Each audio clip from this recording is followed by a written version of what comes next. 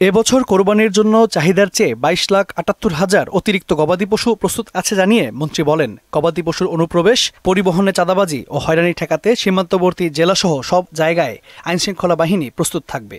Border গার্ডকে alert করা সহ আইনশৃঙ্খলা বাহিনীর পক্ষ থেকে যা যা করার ইতিমধ্যেই তারা তাদের সেই প্রস্তুতি গ্রহণ করছে। মন্ত্রী আরও জানান, এবছর স্থায়ী অস্থায়ী মিলিয়ে সারা দেশে মোট 3,000 হাট বসবে। পশুর হাটে যে কোনো সমস্যায় হটলাইন নম্বরে কল দিয়ে প্রতিকারের ব্যবস্থার কথাও জানান তিনি। প্রতিটি হাটে প্রতিটি বাজারে পুলিশ কেন্দ্র থাকবে স্থায়ীভাবে।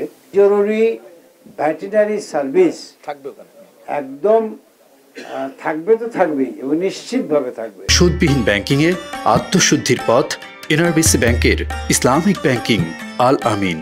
তবে এরই মধ্যে বিভিন্ন সীমান্ত দিয়ে দেশে পশু ঢুকছে বলে দাবি করলেন বাংলাদেশ ডেইরি ফার্মার্স অ্যাসোসিয়েশনের সভাপতি ইমরান হোসেন।